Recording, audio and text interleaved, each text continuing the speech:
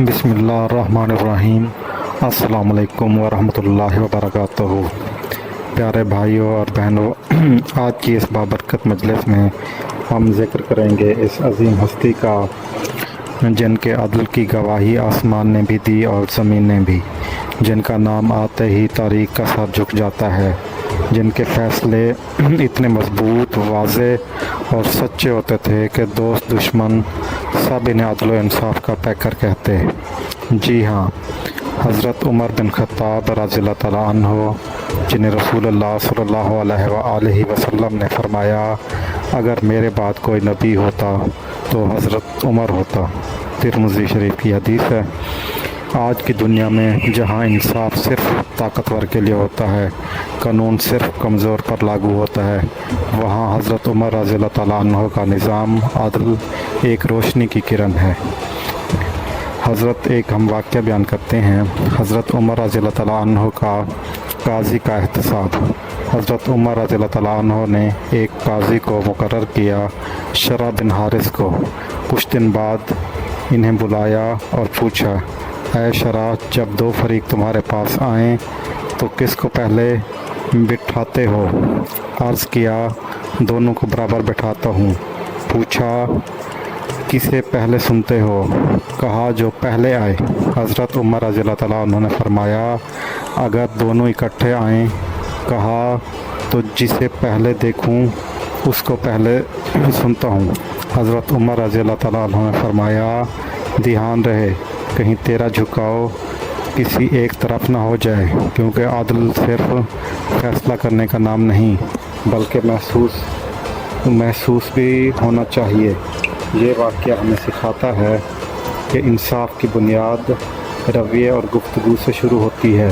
قاضی ہو یا حاکم، اس کا جھکاؤ انصاف کی طرف ہونا چاہیے۔ یہ وہ حضرت عمر ہیں جو قاضی سے پہلے خود کو احتساب کے لیے کٹہرے میں کھڑے رکھتے تھے۔ ایک اور واقعہ بیان کرتے ہیں، واقعہ نمبر 2 ہے یہ، امیر زادے کا جرم، غلام کا انصاف۔ ایک مرتبہ حضرت عمر رضی اللہ تعالیٰ عنہ کے دور خلافت میں ایک غلام دوڑتا ہوا آپ کی خدمت میں حاضر ہوا اور عرض کرتا ہے، اے امیر المومنین، فلاں صحابی کا بیٹا ایک رئیس زادے نے مجھے کوڑے مارے بغیر کسی وجہ کے۔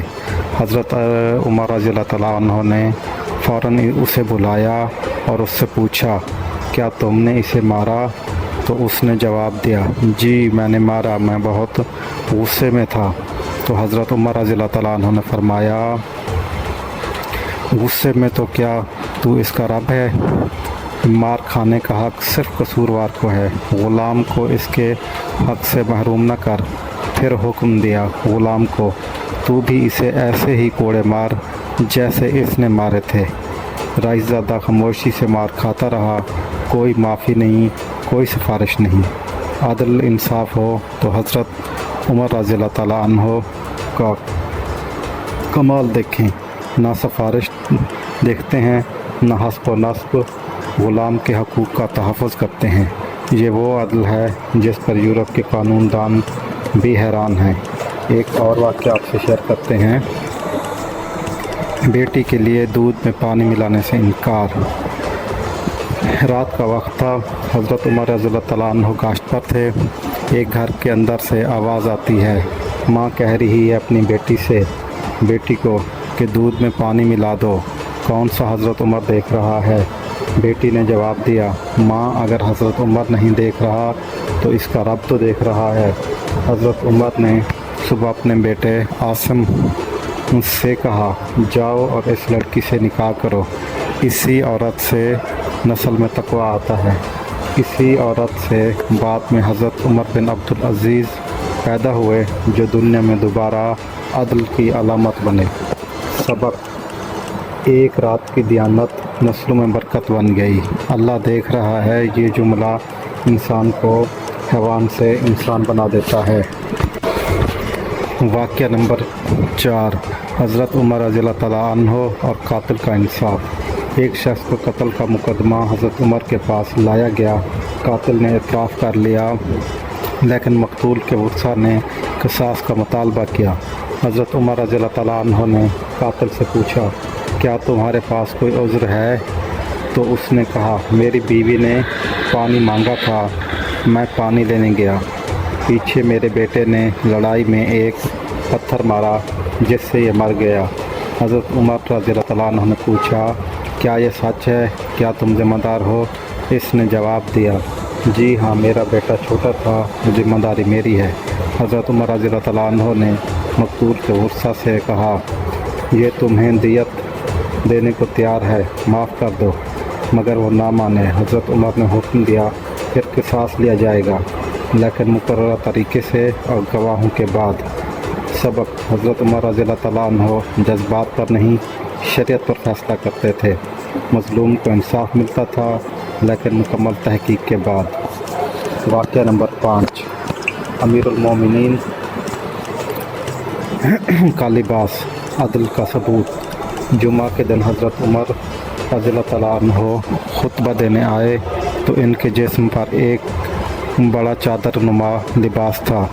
حضرت عمر رضی اللہ تعالیٰ عنہ نے فرمایا لوگوں میری بات سنو اور مان لو۔ ایک صحابی کھڑے ہو گئے اور کہا ہم نہیں مانیں گے جب تک یہ وضاحت نہ ہو کہ یہ لمبا کپڑا آپ کو کہاں سے ملا، کیونکہ بیت المال سے سب کو ایک ایک چادر ملی تھی، یہ لمبا کپڑا کیسے؟ حضرت عمر رضی اللہ تعالیٰ عنہ نے فوراً وضاحت کی یہ میرا بیٹا عبداللہ ہے، اس نے اپنی چادر میرے ساتھ جوڑ دی تاکہ یہ مکمل لباس بن سکے۔ وہ صحابی بولے اب ہم سنیں گے اور آپ سنیں گے اور مانیں گے۔ سبق: عدل صرف بولنے کا نہیں، خود کو پیش کرنے کا نام بھی ہے۔ حضرت عمر نے جواب دہی کو باعث فخر سمجھا۔ واقعہ نمبر 6، قحط کے زمانے میں عدل۔ مدینہ میں سخت قحط پڑا، لوگ بھوک سے تڑپنے لگے۔ لوگ حضرت عمر رضی اللہ تعالیٰ عنہ نے قسم کھائی جب تک عوام کا حال ٹھیک نہ ہو میں گوشت، دودھ، گھی، شہد نہیں کھاؤں گا۔ انہوں نے صرف روٹی اور پانی پر گزارا کیا، یہاں تک کہ ان کے جسم پر کالے نشان پڑ گئے۔ سبق: عدل کا تقاضا ہے کہ حکمران سب سے پہلے خود کو قربان کرے۔ حضرت عمر رضی اللہ تعالیٰ عنہ نے نبی صلی اللہ علیہ وسلم کی سنت کو زندہ کیا۔ قیادت خدمت ہے، عیش نہیں۔ واقعہ نمبر 7، ایک یہودی کے ساتھ عدل۔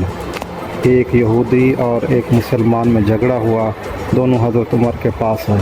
حضرت عمر رضی اللہ تعالیٰ عنہ نے معاملہ سنا اور حق یہودی کے حق میں پایا تو مسلمان سے فرمایا تم نے ظلم کیا ہے، فیصلہ یہودی کے حق میں ہے۔ یہ مسلمان حیران ہوا۔ حضرت عمر نے فرمایا اسلام کا مطلب صرف نماز روزہ نہیں بلکہ عدل ہے، چاہے وہ کافر ہی کیوں نہ ہو۔ سبق: حضرت عمر نے مذہب نہیں حق کی بنیاد پر فیصلہ کیا۔ دنیا نے دیکھا کہ اسلام میں اقلیتیں بھی محفوظ ہیں۔ واقعہ نمبر 8، گورنر کے خلاف عوام کی گواہی۔ مصر کے گورنر حضرت عمر بن عاص کا بیٹا ایک شخص کو بلا وجہ مارتا ہے۔ وہ شخص مدینہ آ کر حضرت عمر رضی اللہ تعالیٰ عنہ سے فریاد کرتا ہے۔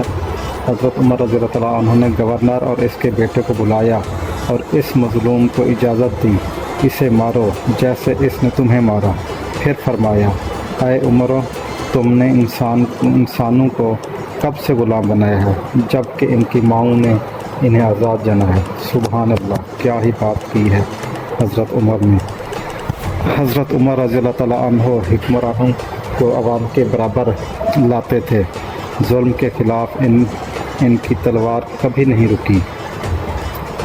واقعہ نمبر 9، حضرت عمر اور عطر بیچنے والی عورت۔ ایک دن ایک عورت حضرت عمر رضی اللہ عنہ کے پاس آئی اور عرض کیا امیر المومنین، میرے پاس تھوڑا سا عطر ہے، آپ اسے خرید لیں تاکہ میں اپنے بچوں کا پیٹ پال سکوں۔ حضرت عمر رضی اللہ تعالیٰ عنہ نے جواب دیا میں خلیفہ ہوں، میرا کام خرید و فروخت کرنا نہیں، یہ بیت المال کی امانت ہے۔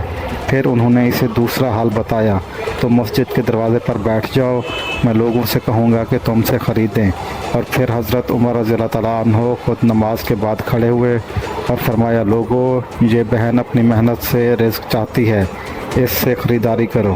سبق: حضرت عمر رضی اللہ تعالیٰ عنہ نے خلیفہ ہونے کا فائدہ نہیں اٹھایا، محنت کرنے والی عورت کو عزت دی اور مدد کی۔ واقعہ نمبر 10، بیت المال سے ایک چراغ کا واقعہ۔ رات کو حضرت عمر رضی اللہ تعالیٰ عنہ کام کر رہے تھے، بیت المال کا چراغ جل رہا تھا۔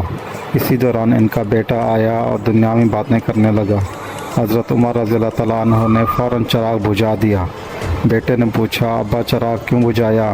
حضرت عمر رضی اللہ تعالیٰ عنہ نے فرمایا، یہ چراغ بیت المال کا ہے جو مسلمانوں کے کام کے لیے جلتا ہے۔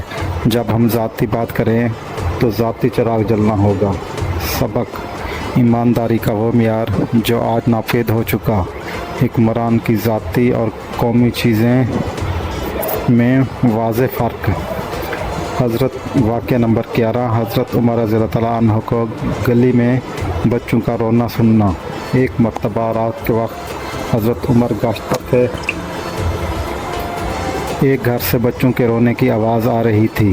حضرت عمر رضی اللہ تعالیٰ عنہ دروازے پر گئے اور پوچھا، بچے کیوں رو رہے ہیں؟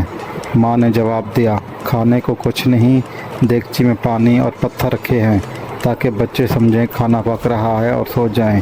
حضرت عمر رضی اللہ تعالیٰ عنہ کی آنکھوں میں آنسو آ گئے۔